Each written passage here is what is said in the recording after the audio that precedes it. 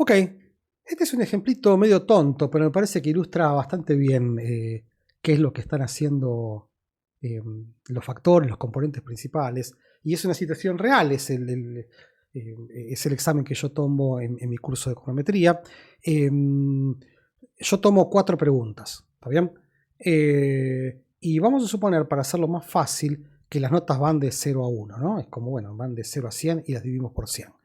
¿Y qué es lo que uno se propone como docente con un examen? Uno es garantizar ecuanimidad, o sea que quienes anduvieron mejor reciben una nota más alta. Pero la nota que van a recibir es una nota sola, que es una especie de agregado de todas las notas de cada una de las preguntas que aparecieron en el examen, una especie de promedio, ponderado o no. Entonces lo que uno querría es primero, cuando termina de corregir un examen, es ver si realmente el promedio es justo en relación a esa ecuanimidad que uno prometió. Y la otra cosa que le preocupa a uno como docente cuando toma un examen es mostrar que nada sobró en él, o sea, que uno no preguntó 2 veces lo mismo, ¿está bien? O sea, básicamente que uno armó un examen y no repitió las preguntas, o sea, que nada sobra, ¿no?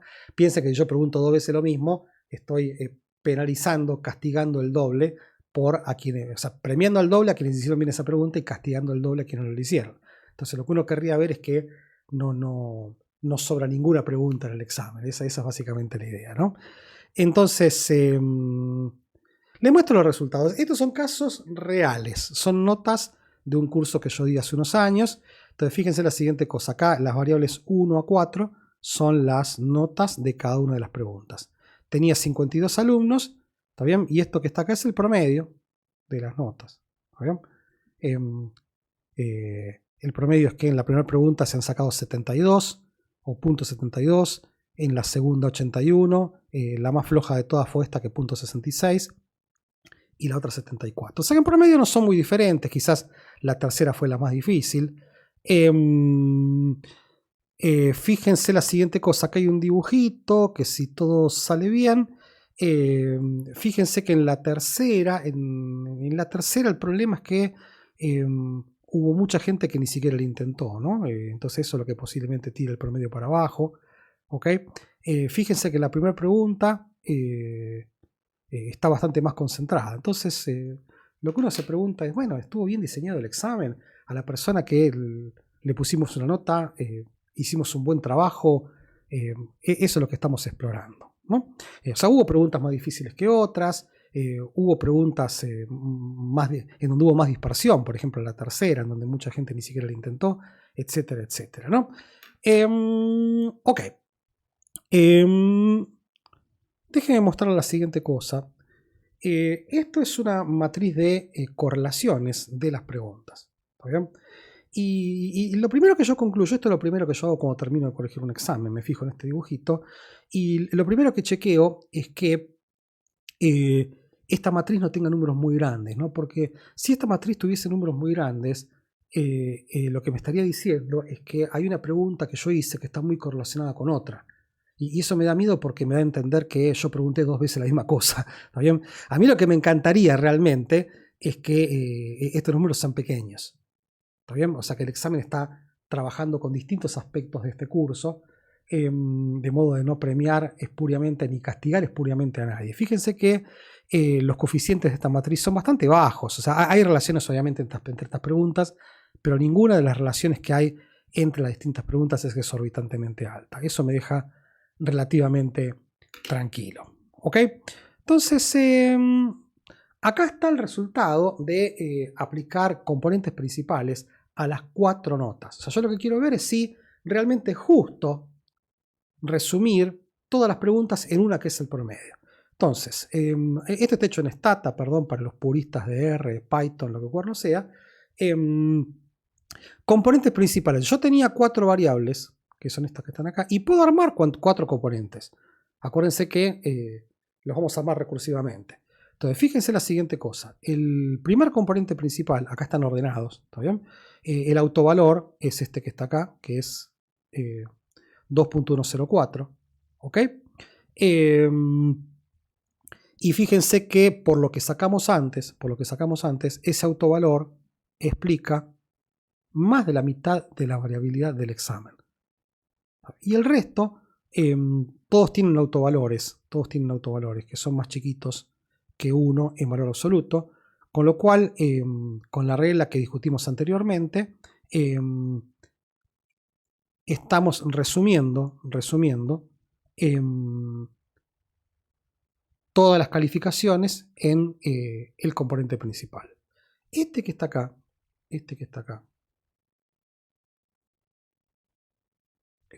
es delta 1.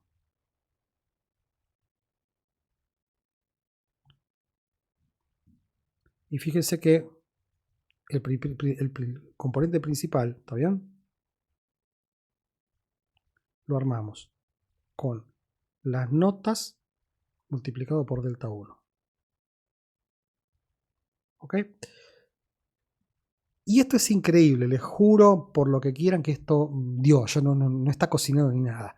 Fíjense que, o sea, acá la nota de un alumno, que es F y esta es la nota que vos te sacaste, de acuerdo al componente principal, la daríamos a armar como la sumatoria de los X. Epa, se me escapó, vamos por acá. La nota FI, me está jugando una mala pasada este cosito hoy. FI es la sumatoria. Está todo mal esto.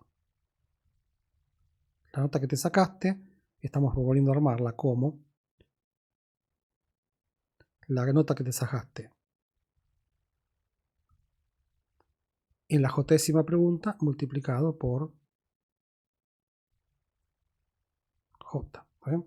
Y fíjense que estos números son prácticamente todos iguales, de lo que se deduce que el método de componentes principales está validando el uso del promedio. Está diciendo, mirá, así como están las cosas, la mejor forma de resumir la variabilidad del examen es armando una combinación lineal que le asigna a cada una de las preguntas prácticamente la misma ponderación.